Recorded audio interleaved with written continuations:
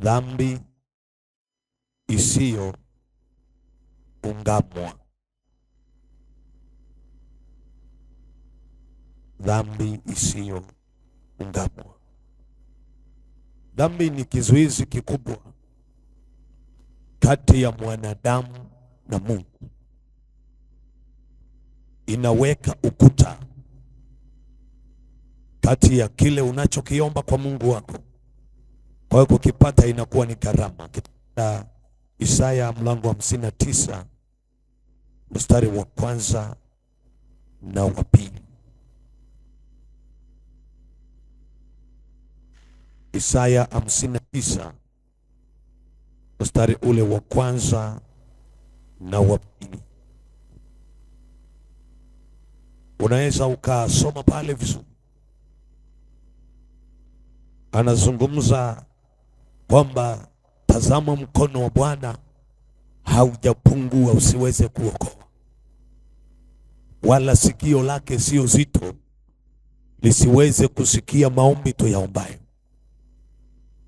Lakini anasema dhambi zenu zimeuficha uso wake, msije mkasikia. Kwa hiyo dhambi inamfanya mtu asifikie majibu ya maombi yake kwa wakati na kwa muda ambao umekusudiwa. Kwa nini? Anahitaji kutengeneza ili kukutana na majibu ya maisha yake. Kwa hiyo tunaweza tukasema kama mambo mawili ndani yake. Moja, moyo usiotubu hufunga milango ya maombi. Moyo usiotubu unafunga milango ya maombi.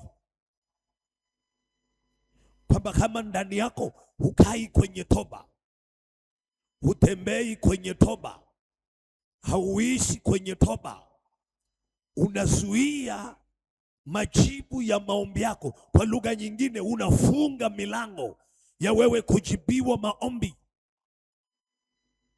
Sasa ili usifunge milango ya wewe kujibiwa maombi, lazima upite kwenye toba ya kweli. Na kazi ya toba ni kufungua mlango wa Mungu kuzungumza na watu wake. Unapopita kwenye toba, Mungu anasikia na anajibu, kwa sababu moyo huo umetubu na kunyenyekea. Au tunaweza tukasema jambo la pili, Mungu husikia toba ya kweli, si maombi ya kinafiki ndani yake. Nimetumia lugha nzito kweli kweli. Mungu husikia toba ya kweli na si maombi ya kinafiki ndani yake.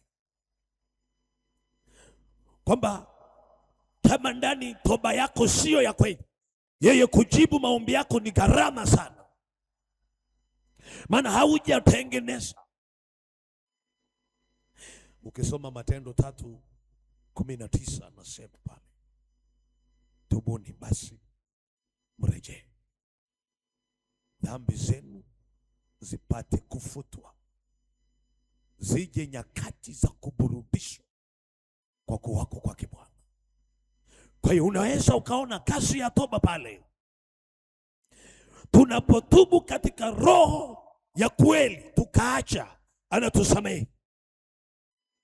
Ndio maana anasema tubuni basi mrejee. Kwa hiyo tunatubu na kurudi kwa Bwana. Maana yake hatutubu tukaendelea kuishi maisha yale yale. Tunatubu alafu tunarudi. Tukirudi anasikia. Akisikia, Biblia inasema dhambi zetu zinafutwa. Dhambi zetu zikiondolewa, zinakuja nyakati za kuburudishwa. Nyakati za maburudisho zinakuja, kinacholeta toba ya kweli kutoka ndani. Na majira haya tuna watu ambao hawataki kupita kwenye toba ya kweli, kutubu na kuacha. Toba ni kugeuka. Toba ni mabadiliko ya ndani. Yaani ulikuwa unakwenda kwenye njia hii, unasema kwa sababu hii siwezi kwenda tena kwenye njia hii. Unabadilika kutokuendelea na maisha yale ya zamani, unayavaa maisha mapya. Sasa unapotaka kujibiwa maombi, lazima uwe na toba ya kweli ndani, inayoambatana na mabadiliko ya kweli ya kiroho na ya kimwili. Lazima tutubu. Ndio maana anasema yeye sikio lake sio zito kusikia, anasikia, lakini dhambi zetu zinaufanya uso wake uwe mbali na sisi, anauficha kwa sababu ya dhambi. Wapendwa, lazima tutubu tukitaka kujibiwa maombi yetu, tukitaka maombi yetu yaachiliwe kwa wakati, lazima tuende kwenye toba ya kweli, na Roho Mtakatifu jioni ya leo atusaidie kuishi maisha ya toba. Jamani, Bwana Yesu asifiwe. Jambo la pili au kizuizi namba 2,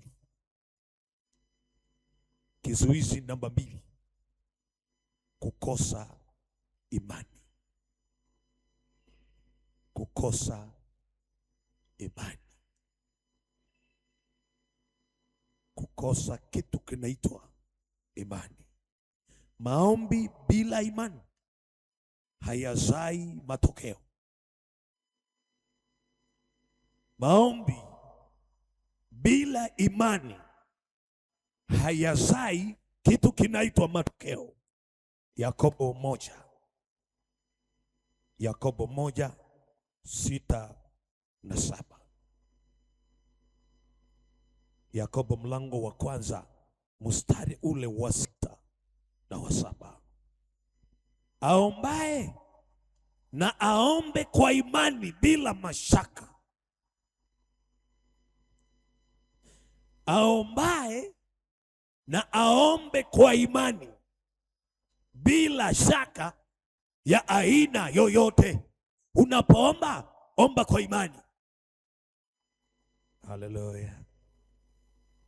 Labda niseme mambo mawili katika kipengele hiki.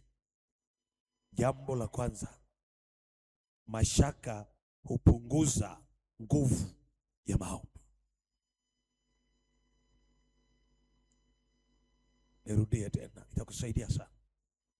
Mashaka hupunguza kitu kinaitwa nguvu ya maombi. Mashaka hupunguza nguvu ya maombi. Mtu ambaye anaomba kwa mashaka, uwezo wake wa kuomba unapungua, maana hana imani ndani yake, hana uhakika, hajui anayemuomba kama atamjibu, maana hana uhakika na yeye. Sasa unapoomba kwa mashaka, unapunguza nguvu ya maombi na uwezo wa kuomba ndani yako. Usiombe kwa mashaka, omba bila mashaka ili ujibiwe maombi yako. Mtu anaomba lakini yaamini kama yanaenda kujibiwa. Kitabu kile cha Marko 11, Marko 11 mstari wa 20 mpaka wa 24. Pata nafasi kasome pale. Wakati Yesu anazungumza na wanafunzi wake, aliwaambia hivi: mtu yoyote atakayeuambia mlima huu ondoka hapa, na asione shaka moyoni, ila aamini ya kwamba hayo ayasemayo yatatokea na yatakuwa ya kwake. Kwa hiyo nguvu ya kuhamisha vitu inategemea imani isiyo na mashaka ndani yake. Ndio maana anasema hivi: yoyote atakayewaambia huu mlima ondoka hapa, asione mashaka. Kumbe kinachopunguza uwezo wa imani na uwezo wa nguvu ya maombi kutenda kazi juu ya maisha yetu ni mashaka.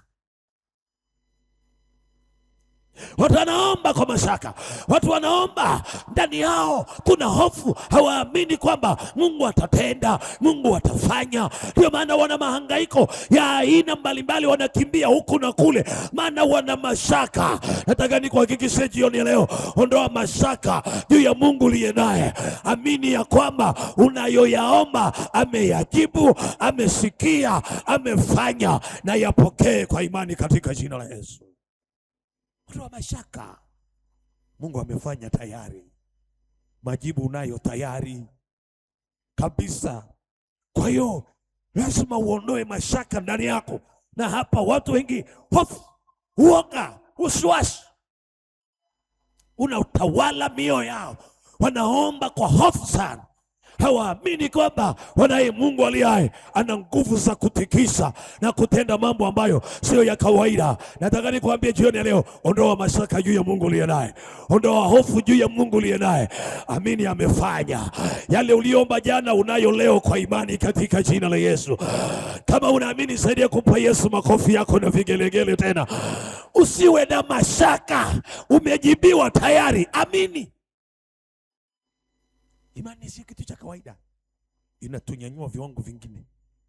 Ndio maana anasema aombaye asiombe kwa mashaka, omba kwa imani.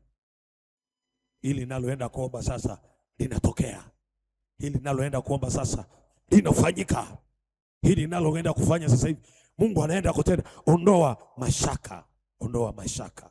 Lakini jambo la pili katika mlango huu, jambo la pili katika mlango huu, imani ndio ufunguo wa majibu ya Mungu kwako.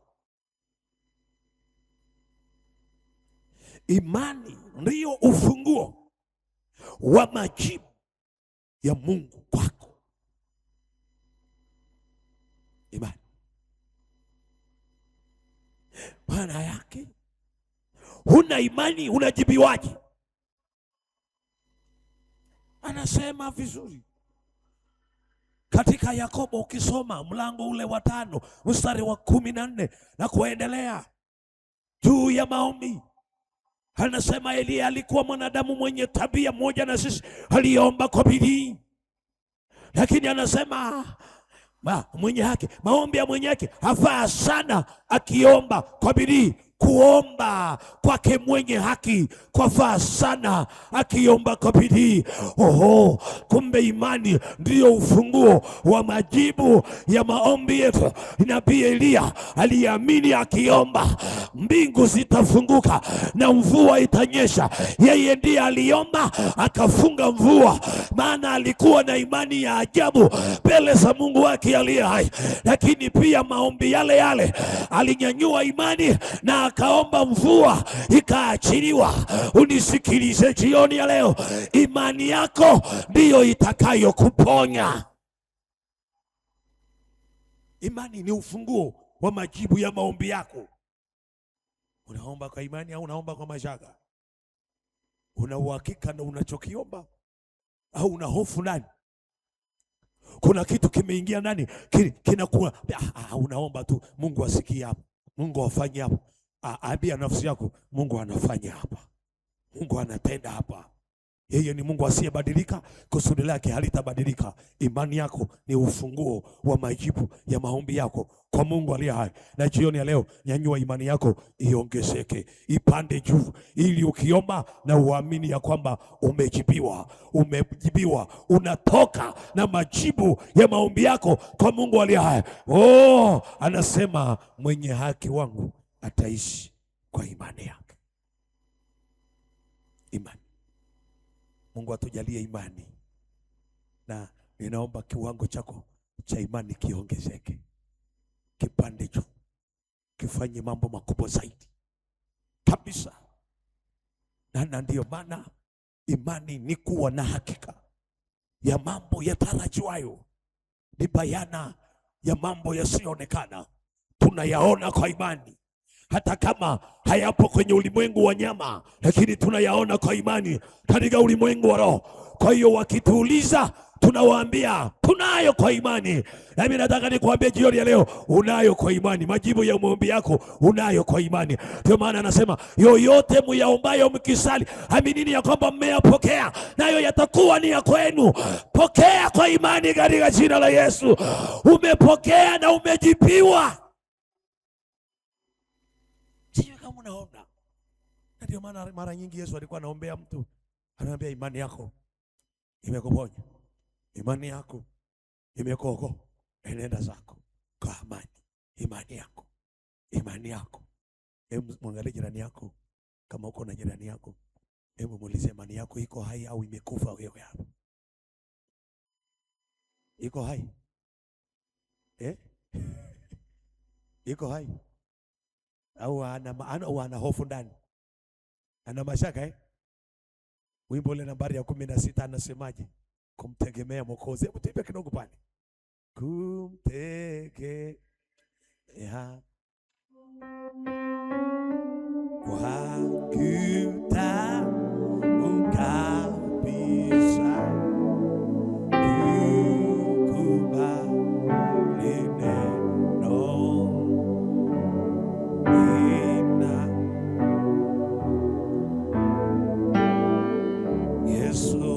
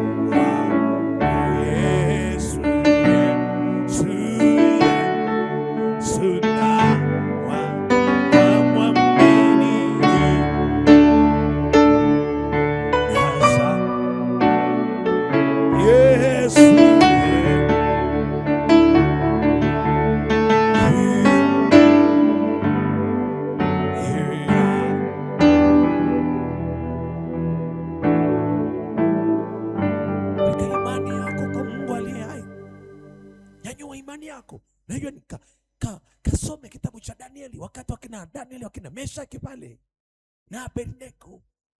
Wakati Kadreza amesimamisha pale sanamu lake waisujudie, wajamaa wakasimama kwenye misimamo yao ya imani kali, wanamwambia Kadreza, kwa misimamo tulionayo ya imani yetu sisi hatuangukii sanamu yako, hatutaisujudia ng'oo. Imani. Jamaa akasema hamtaki, taongeza moto hapo. Moto ukachochewa. Wakina Shadraka, Meshaki na Abednego wakamwambia Mungu tuliye naye aweza kutuokoa na moto huo. Hatuna mashaka, tutaenda. Kama ni kufa acha tufe, lakini tuna uhakika atatuokoa na huo moto. Usifanye mchezo. Hawakuwa na hofu yoyote, mashaka yoyote. Wewe fikiri unauona moto hapo. Sasa hivi kuna watu moto ukiwasha hapo si watakimbia wote hapa. Yaani mimi nife kwa ajili ya nani hapa? Lakini Shadraka akamwambia hapana mzee, wacha tuingie. Mungu tuliye naye ni mkuu sana, ana uwezo wa ajabu kuliko huo moto. Imani. Hii imani si ya kawaida. Nzuri. Inakupitisha popote, kwenye mazingira ya aina yoyote unaishi. Jamaa wameingia kule. Mungu ni moto ulao. Amesema Waebrania 12:29 pale 29 pale. Waebrania 12:29 anasema maana Mungu wetu ni moto ulao. Wamembeba Mungu moto ulao. Wameingia namna hii. Ghafla akaja mtu wanne nyuma yao, katikati ya tanuru, wanazunguka, wanatembea kwenye moto. Jamaa akiwa kwenye kiti chake cha enzi anacheki namna hii, silitupa watu watatu, mbona naona mtu wanne? Ghafla mzee amechanganyikiwa kabisa, sema hii si kawaida, nilitupa watu watatu. Nataka nikuambie hivi, katika kila vita ulionayo kuna mtu wanne nyuma yako. Katika kila jaribu ulilonalo kuna mtu wanne nyuma yako. Ndio maana jaribu halijakuweza, ndio maana haujaanguka kwenye hilo jaribu. Unashangaa mtego ulikuwa umewekwa halafu unauvuka, sema imekuwaje? Kuna mtu wanne nyuma yako, anasema huyu hastahili kufa majira haya, huyu ni wa kwangu, huyu ni wa thamani, huyu ninampenda, huyu ni bora kwangu. Anakulinda kwa uweza wake. Kwa hiyo unatembea katikati ya jaribu na jaribu alikufanyi chochote. Unashangaa maadui wanachanganyikiwa. Kaderesa akachanganyikiwa. Yaani kuna saa Mungu atafanya vitu viwachanganye maadui zako. Mzee anasema nilitupa watu watatu, sasa haiwezekani. Hawa wajamaa wana imani ambayo sio ya kawaida. Ghafla akasogea karibu na kwenye lango la tanuru ya moto, anasema enyi wakina Shedraki, Meshaki na Abednego, watumishi wa Mungu aliye hai, tokeni nje. Halafu wajamaa wanatoka, hawana hata harufu ya moto, wametoka. Nini bwana? Huyu Mungu si wa kawaida. Kama unampenda kama ninavyompenda, hebu mpe makofi na vigeregere. Amekuokoa kwa vingi tangu Januari mpaka leo, amekupitisha kwenye matanuru ya moto na umetoka salama na upo salama kwa sababu ya yeye aliye hai.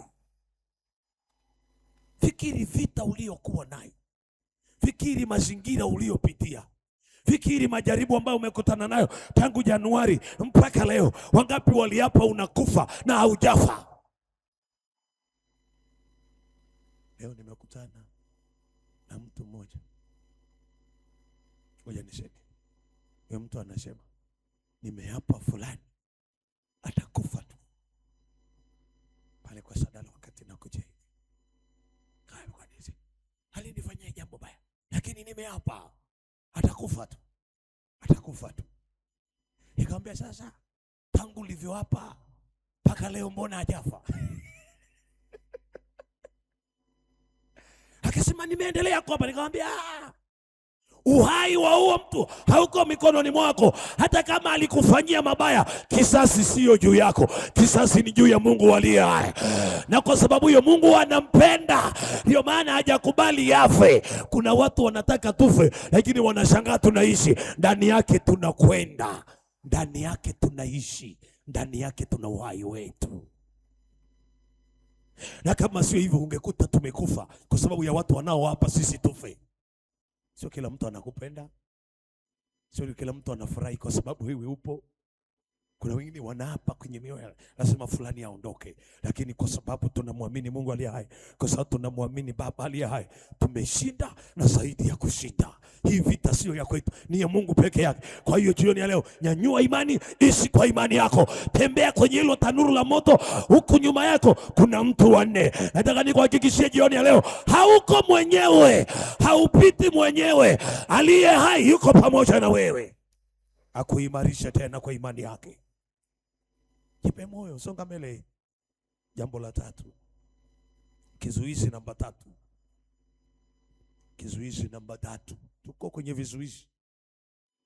Maombi yasiyoendana na mapenzi ya Mungu. Kizuizi namba tatu, maombi yasiyoendana na mapenzi ya Mungu. Si kila unachoomba ndicho Mungu anataka. Sentensi ngumu kweli. Si kila tunachoomba ndicho Mungu anataka. Kitabu kile cha waraka wa kwanza wa Yohana mlango wa 5 kifungu cha 14. Waraka wa kwanza wa Yohana mlango wa 5 kifungu cha 14. Tukiomba kitu sawasawa na mapenzi yake hutusikia. Unapoomba kitu chochote sawasawa na mapenzi yake hutusikia. Na nirudie tu jioni ya leo, sio kila kitu tunachoomba ndicho Mungu anataka. Kuna unavyotaka lakini yeye hataki. Kuna unavyotaka lakini yeye hataki. Unataka uvitumie kwa mapenzi yako, hakupi. Unaona mtu anasimama kwenye maombi amepeleka vitu vyake vingi, lakini vya mapenzi ya Mungu au ni kwa mapenzi yako? Kuna mtu anaomba kitu lakini uwezo wa kukibeba sasa hawezi. Kwa hiyo Mungu anakichelewesha, anazuia kwanza. Maana unaomba tu kwa sababu wewe unataka, lakini yeye hataki. Kwa sababu anaangalia mbali zaidi, akikupa hicho kitu madhara gani yanatokea juu ya maisha yako. Sasa omba kitu chochote sawa sawa na mapenzi ya Mungu aliye hai. Niseme kwenye mstari huu mambo mawili. Maombi binafsi yanaweza kucheleweshwa. Maombi ya ubinafsi yanaweza kucheleweshwa. Maombi ya ubinafsi yanaweza kucheleweshwa. Lugha ya ajabu sana. Maombi ya ubinafsi, mimi kwanza. Mungu mimi kwanza, nataka mimi. Kumbe wakati huo Mungu alitaka uwapeleke na wengine, uwanyanyue na wengine, lakini wewe ni mbinafsi. Sasa maombi ya ubinafsi huwa yanacheleweshwa kwanza, kwa sababu Mungu anajibu maombi sawa sawa na mapenzi yake, sawa sawa na mapenzi yake. Ndio maana anasema pale kwa waraka wa kwanza wa Yohana 5:14, tukiomba kitu chochote sawa sawa na mapenzi yake yeye hutusikia. Na ni maombi yangu kila baba aliyoko hapa, kila mama aliyoko hapa, anayeomba sawa sawa na mapenzi ya Mungu aliye hai, Mungu asikie maombi yako mama yangu, na ayajibu kwa wakati na ayafanye kwa wakati. Asikie. Ondoa ubinafsi kwenye maombi yako. Punguza ubinafsi. Mimi. Punguza wewe. Alafu jifunze kuombea wengine. Sasa tulikuwa tunajifunza sana jana kwa habari ya kuombea wengine, maombi. Punguza ubinafsi. Alafu chukua nafasi pia ya kuwapeleka wengine kwenye madhabahu ya Mungu aliye hai. Omba. Lakini jambo la pili, Roho Mtakatifu tusaidia kuomba sahihi. Roho Mtakatifu tusaidia kuomba sahihi. Ukitaka maombi yako yajibiwe, mpishe Roho Mtakatifu aombe. Mpishe. Yeye akiomba ni sahihi, kwa sababu anaomba kitu sahihi kwa wakati sahihi, sawa sawa na mapenzi ya Mungu aliye hai. Kwa hiyo Roho Mtakatifu tusaidia kuomba maombi sahihi kwa wakati sahihi, kwa majira sahihi. Na jioni ya leo akusaidie, akupe neema hiyo ya kuomba, na aombe ndani yako kile kilicho sahihi kwa wakati sahihi, ili uweze kujibiwa kwa wakati sahihi na kwa majira sahihi. Roho Mtakatifu akiomba, yeye anaomba sahihi. Na hapa sasa ni ile muda wa kumruhusu Roho Mtakatifu aombe. Unataka ukiingia wewe uingie wewe haraka na kutoka haraka.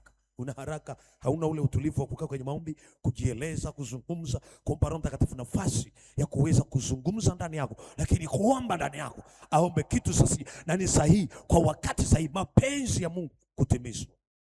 Ninaomba jioni ya leo umpishe Roho Mtakatifu aombe ndani yako. Na siku ya kesho ni siku ya kujazwa tena, ya kuongezewa tena, na ninatamani atuongezee tena. Haleluya. Kizuizi namba 4. Kizuizi namba 4, kutokusamehe wengine. Kutokusamehe wengine. Kinyongo na chuki huzuia maombi. Kinyongo na chuki huzuia maombi. Marko 11:25. Marko 11:25. Kinyongo na chuki huzuia maombi, kutokusamehe wengine, moyo wa kuachilia. Anasema pale kwa Marko 11:25, kila mnaposimama kusali msamehe. Kwa hiyo kanuni ya kwanza ya kujibiwa maombi ni kusamehe, ni kuachilia ulivyofanyiwa. Utusamehe sisi kama nasi tunavyosamehe wengine. Sasa unaenda kwenye maombi moyo umejaa chuki, majibu yanapita wapi? Una hasira na mtu, una kinyongo na mtu, na ukiulizwa kwa nini una kinyongo hutaki kusema, wivu tu wa maisha na vitu vingine. Hasa hapa kutokusamehe, kutokuachilia. Na kuna watu wamebeba vitu kama hivi na vimetengeneza machungu na majeraha makali kwenye maisha yao. Nataka nikwambie jioni ya leo, hakikisha unasamehe. Jamani, Bwana Yesu asifiwe sana. Labda niseme mambo mawili katika mstari huu. Moja, moyo usiosamehe hufunga mawasiliano na Mungu. Moyo usiosamehe unafunga mawasiliano na Mungu. Maana yake unazuia Mungu kusema na wewe, unazuia Mungu kuongea na wewe. Kwa nini? Moyo wako hautaki kuachilia mambo. Na hapa ndiko tuna mtihani. Unakuta tumefanywa mambo mengi jana na yanatuumiza kweli kweli, lakini ukifika kwenye maombi, kanuni utusamehe sisi kama nasi tunavyowasamehe waliotukosea. Hiyo ndio kanuni. Umefika hapo hujaachilia, tengeneza kwanza. Jamani, unaweza kaomba na mtu anasema sioni upenyo kabisa, huyu mtumishi hana upako. Sio mtumishi hana upako, wewe mwenyewe moyo wako umejaa chuki na hila. Mbingu zipite wapi? Zifanye mambo.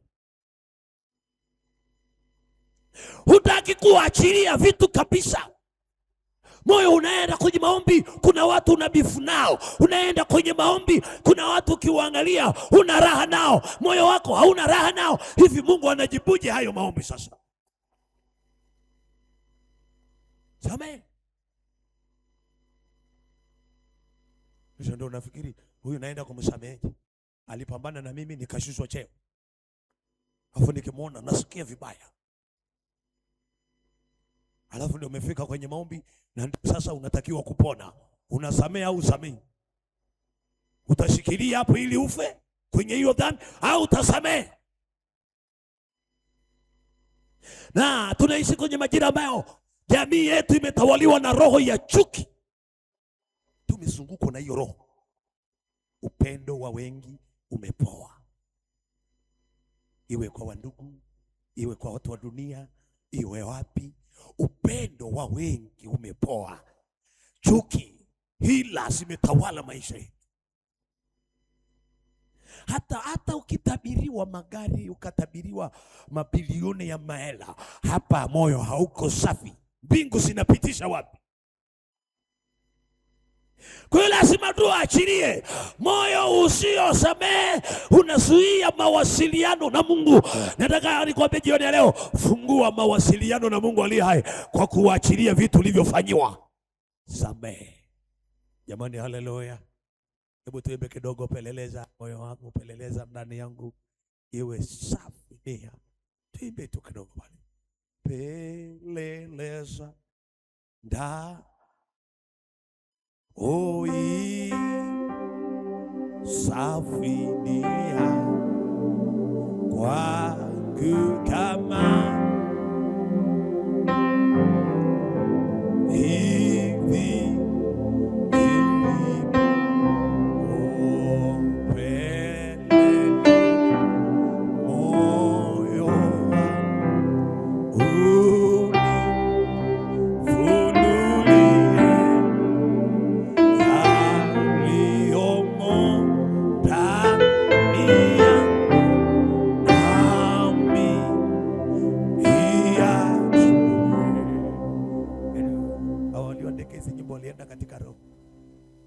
unaenda kwenye maombi, unamwambia Mungu, peleleza moyo wangu, Sijui tangu asubuhi nimewaza nini, nimefanya mangapi ambayo ni chukizo mbele yako. Peleleza moyo wangu, unifunulie yaliyomo ndani yangu, nami niyajue.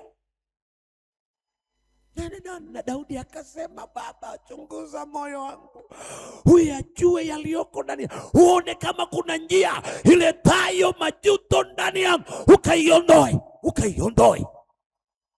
Wapendwa, tukitaka kuona majibu ya maombi lazima tukubali kusamehe, kuachilia vitu, kuachilia mambo tuliyofanyiwa. Kama Baba alivyotusamehe, kama Yesu alivyotusamehe, hakutuhesabia maovu yetu wala dhambi zetu, akatusamehe. Lazima na sisi tusamehe. Achia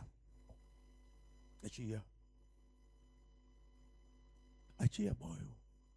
Mwambie Roho Mtakatifu, kagua tena. Akaimba, kwanza washe zako taa, kumefunga giza, nijue ambavyo dhambi ila kuchukiza. Ili Mungu apeleleze moyo.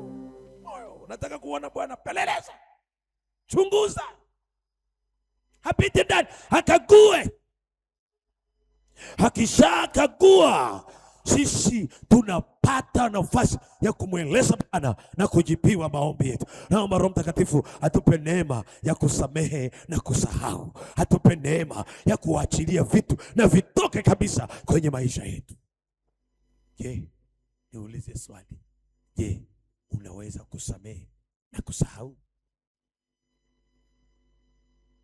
Je, unaweza kusamehe na kusahau? Kuna mtu anasema, nimekusamehe lakini sitasahau. Hiyo sio toba, hicho ni kikwazo. Muombe Mungu akupe neema ya kusamehe na kusahau. Jamani, haleluya. Lakini jambo la pili, msamaha ni mlango wa majibu ya maombi. Msamaha ni mlango wa majibu ya maombi. Unapita hapo, unasamehewa, na wakati umesamehewa, majibu ya maombi yanakufikia kwa wakati na kwa muda ulioamriwa. Kwa hiyo toba ni mlango. Unataka kumwona Bwana, hakikisha umesamehe, hakikisha umesamehe, hakikisha unasamehe. Sasa umesamehe, jifunze kusamehe na kusahau. Yaani jifunze kufuta kosa na kutokulikumbuka kosa. Futa kosa na kutokulikumbuka kabisa. Hata ukimwona huyu mtu usilikumbuke, kwa sababu tumepona, tumeokolewa kwa neema. Kama sio neema ya Bwana, tusingekuwa hivi tulivyo. Wapendwa, tuko hivi tulivyo kwa sababu neema ya Kristo imetenda ndani yetu, imefanya ndani yetu. Kwa sababu hiyo, tuna sababu ya kusema tumeokolewa kwa neema, na Mungu atusaidie. Jambo la tano au kizuizi namba 5, maombi ya ubinafsi na tamaa mbaya. Maombi ya ubinafsi na tamaa mbaya. Kuomba kwa nia ya kujinufaisha tu, yani unataka wewe ujinufaishe tu, yani utaki na mtu mwingine afanikiwe, utaki mtu mwingine afanikiwe, unataka tu wewe ufaidi.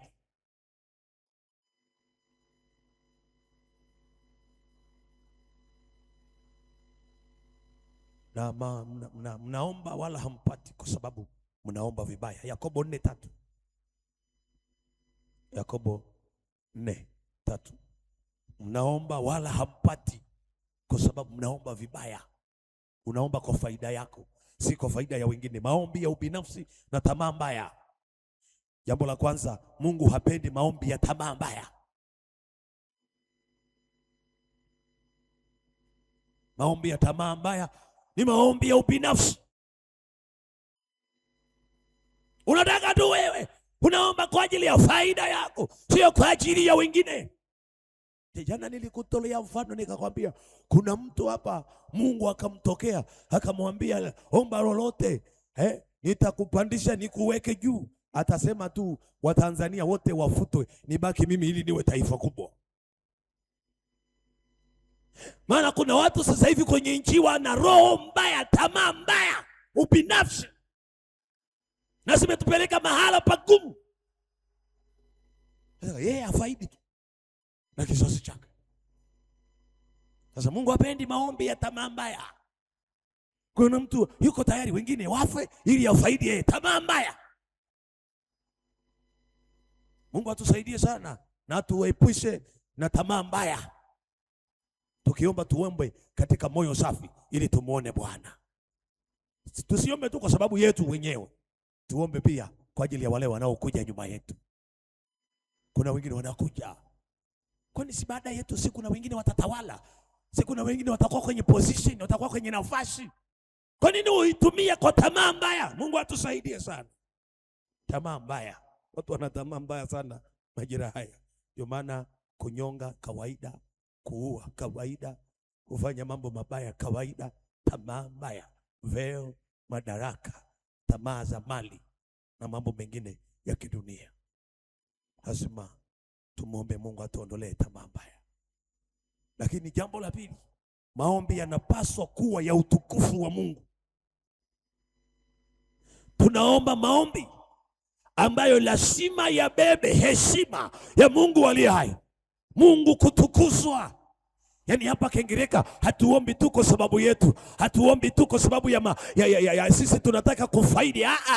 Tunaomba maombi hapa ili Mungu ainuliwe, ili Mungu aheshimishwe kwa kazi zake na matendo yake makuu. Ndio maana tunaomba. Kwa hiyo maombi yanapaswa kuwa ya utukufu wa Mungu, yanayomuinua Mungu, yanayomheshimisha Mungu, yanayomwambia wastahili wewe Bwana. Kama si wewe kwenye hii nafasi nisingekuwepo. Kama si wewe kama si wewe kwa baraka nilizonazo leo nisingekuwa nazo leo. Kama si wewe familia yangu isingefika hapa. Kama si wewe watoto wangu wasingefika hapa. Ni wewe umetufanya tumefika hapa. Lazima tumuinue Mungu aliye hai. Na jioni ya leo tunamuinua maana yeye anatupenda zaidi. Lazima tumuadhimishe Mungu. Lazima tumuadhimishe. Kwa maombi lazima yanapaswa kuwa ya utukufu wa Mungu. Ukiomba muadhimishe Bwana, muinue Bwana. Kadri unamwadhimisha kuna vitu vinafunguka kwako. Kuna vitu vinaachiliwa tu. Ili yeye amejawa sifa, amejawa heshima, amejawa utukufu. Anastahili yeye. Amezungukwa na maserafi, amezungukwa na makerubi. Kwa nini tusimuinue? Na wiki hii tumemuinua hapa, na leo tutaendelea kumuinua, na kesho tutaendelea kumuinua. Kwa nini? Ametupa neema. Na kadri tunamuinua ndivyo Kiingereza inajawa na utukufu wa Mungu aliye hai. Ndivyo malango yanafunguka kwa ajili ya watu. Maana Mungu ameinuliwa. Nataka nikuambie jioni ya leo, tumuinue Mungu kwanza. Sio wanadamu. Tumuinue Mungu aliyeumba vinavyoonekana na visivyoonekana. Tusiseme ni fulani.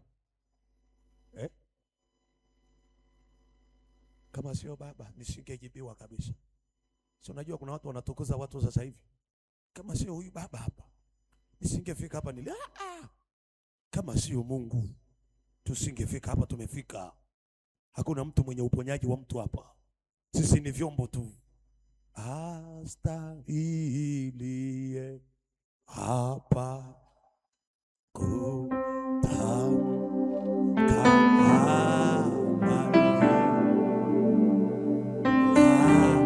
lakini wewe waweza kutufanya tayari neno lako.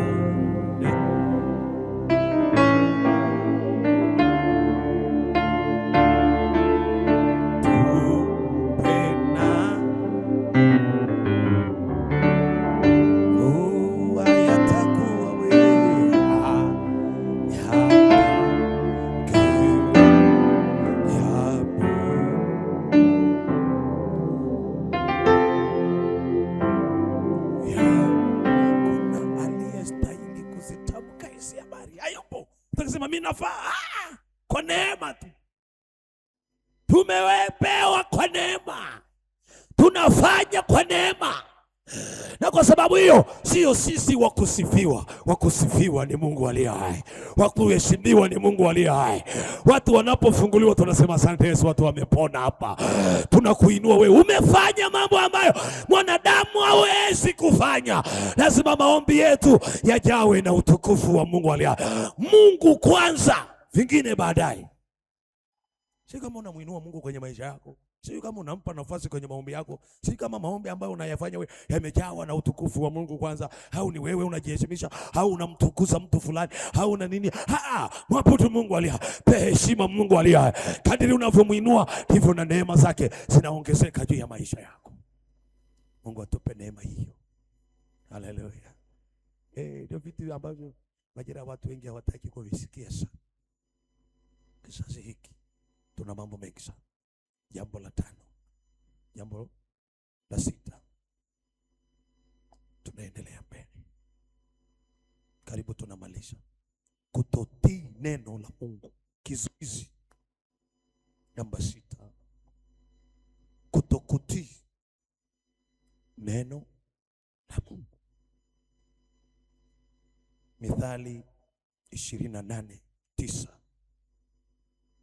Kutokutii maagizo ya Mungu huathiri majibu ya maombi. Kutokutii maagizo ya Mungu huathiri sana majibu ya maombi. Augeukea sikio lake asisikie sheria, hata maombi yake ni chukizo.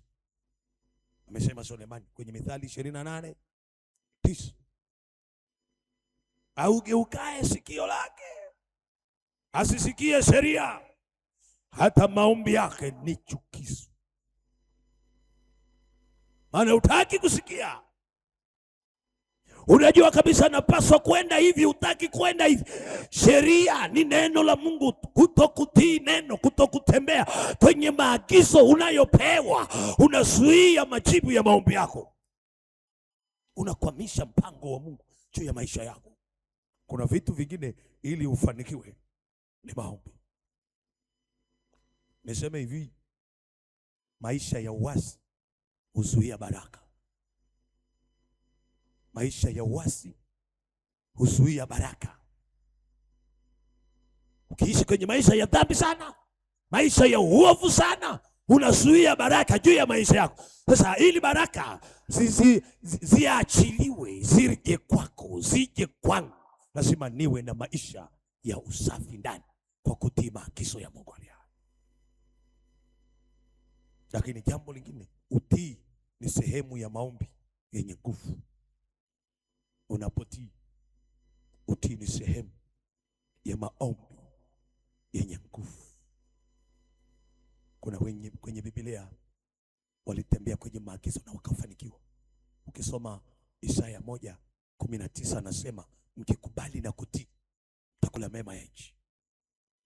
Kwa hiyo ili ule mema ya nchi lazima ufuate maelekezo. Lakini ukisoma Kumbukumbu la Torati pale 28 anasema utakaposikia kwa bidii sauti ya Bwana Mungu wako, ukatunza maagizo hakuagizayo hivi leo, anasema ndipo baraka hizi zitakujilia na kukupata. Zinaletwa na nini? Kwa kutembea kwenye maagizo.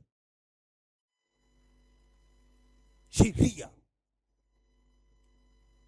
Sasa watu wengi hawataki kutembea kwenye maagizo, hawataki kutembea kwenye sheria za Mungu aliye hai. Ninaomba Mungu atusaidie jioni ya leo. Mungu atusaidie jioni hii ya leo tuweze kushinda kila aina ya uasi na changamoto ambayo adui anapambana nayo kutuzuia kutokutii maagizo ya Mungu aliye hai. Mungu atupe neema ya kutii. Utii umebeba vitu vingi duniani. Utii umebeba kuinuliwa, kuheshimishwa, baraka, kutii tu. Tabia ya unyenyekevu. Unasikia na unafanya unachoelekezwa. Na ninaomba jioni ya leo na wewe usikie. Wiki hii tumetembea kwenye vipengele vingi sana. Mungu akupe neema ya kutii, kitakachosababisha yale yote tuliyoomba, yale yote tuliyoyapeleka kwenye madhabahu ya Mungu yatokee, ni roho ya utii. Jamani, Bwana Yesu asifiwe. Kama una amani nipungie mkono namna hii. Lakini elewa, kuna mashambulizi ya kiroho. Elewa hili. Kuna upinzani wa kiroho dhidi ya maombi. Danieli 10:12 mpaka 13. Mfalme wa Uajemi alizuia jibu la Danieli. Mashambulizi ya kiroho, vita vya giza. Elewa hilo. Kuna upinzani wa kiroho dhidi ya maombi. Elewa. Shetani hapendi tuombe. Adui anapambana kuzuia sisi kuomba. Kwa hiyo kuna upinzani. Danieli ameomba. Sio kwamba hakuomba, aliomba. Tena maombi yake yalijibiwa siku ya kwanza, lakini yalizuiliwa siku 21. Yamezuiliwa angani. Mpaka malaika Gabrieli anakuja pale kumpa ujumbe. Anamwambia, nimemwacha malaika Mikaeli kule anaongoza mapambano. Nimekuja kukuambia maombi yako yalijibiwa siku ya kwanza. Kwa hiyo kuna upinzani juu ya maombi. Ukiona hili usiache kuomba. Kazana. Mungu yuko pamoja na wewe. Maombi mengine yanahitaji vita vya kiroho. Maombi ya maombezi na kufunga husaidia kushinda vita ya kiroho. Maombi na maombezi au maombi ya kufunga yanakusaidia kushinda vita ya kiroho. Ninaomba jioni hii ya leo uongezewe uwezo wa kupambana vita ya kiroho. Sio kwamba hauna vita. Sio kwamba hatuna vita, tunayo. Zingine ziko kwenye familia zetu kabisa.